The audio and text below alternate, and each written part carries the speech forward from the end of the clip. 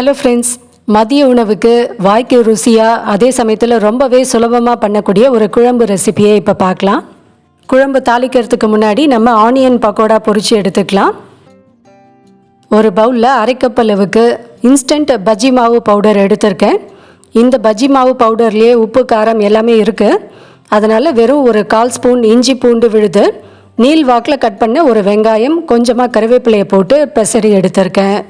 பக்கோடா நல்லா மொறுமொறுன்னு இருக்கணுன்றதுக்காக 1 ஸ்பூன் எண்ணெயை சூடு பண்ணி இதில் சேர்த்துட்டு லேசாக இது மாதிரி கலந்து விட்ட பிறகு ஒரு 4 ஸ்பூன், தோராயமாக ஒரு 4 ஸ்பூன் தண்ணி தான் தேவைப்படும். கொஞ்சமாக தெளித்து இதை பக்கோடா மாவு பதத்துக்கு பெசரி எடுத்துக்கணும். எண்ணெய் நல்லா சூடான பிறகு இந்த பக்கோடாக்களை மிதமான தீயில் போட்டு பொன்னிறமாக பொரித்து எடுத்துக்கணும். எண்ணெய் லோ ஃப்ளேமில் இருந்ததுன்னா கரைஞ்சி போயிடும். அதனால் கொஞ்சம் மிதமான தீயிலே இதை பொரித்து எடுக்கணும்.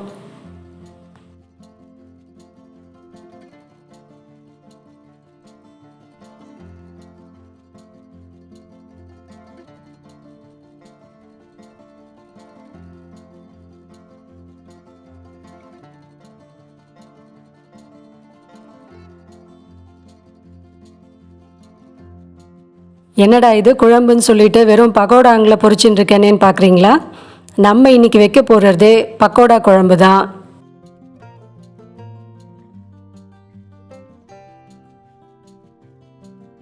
பக்கோடாக்களை பொரித்து தனியாக எடுத்து வச்சாச்சு.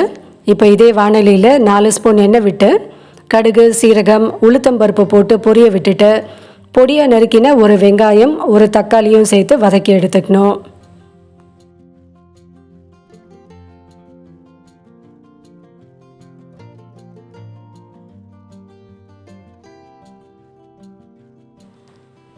வெங்காயம் வதங்கின பிறகு அரை ஸ்பூன் இஞ்சி பூண்டு விழுது, மஞ்சள் தூள், சுவைக்கேற்ப உப்பு சேர்த்துக்கணும். உப்பு மட்டும் கொஞ்சம் கம்மியாக சேர்த்துக்கணும், ஏன்னா பக்கோடாவில் வேறு உப்பு இருக்குது.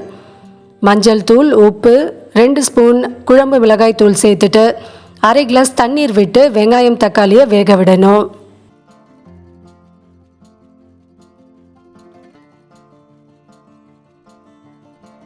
ஒரு 2-3 நிமிஷம் நல்லா கொதித்த பிறகு ஒரு பெரிய எலுமிச்சை அளவு புளியை நல்லா கரைச்சி அந்த புளி தண்ணீரை இது கூட சேர்த்துக்கணும்.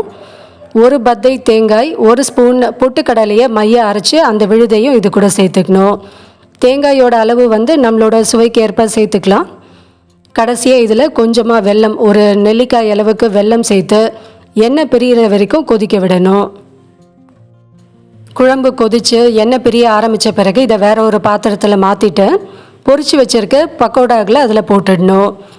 குழம்பு சூடாக இருக்கும்போது பக்கோடா போட்டோன்னா கரைஞ்சிடும். அதனால் கொஞ்சம் ஆற விட்டு போட்டோன்னா அப்படியே இருக்கும். என்ன ஃப்ரெண்ட்ஸ், இந்த குழம்பு கண்டிப்பாக உங்கள் எல்லாருக்குமே ரொம்ப பிடிக்கும்னு நினைக்கிறேன்.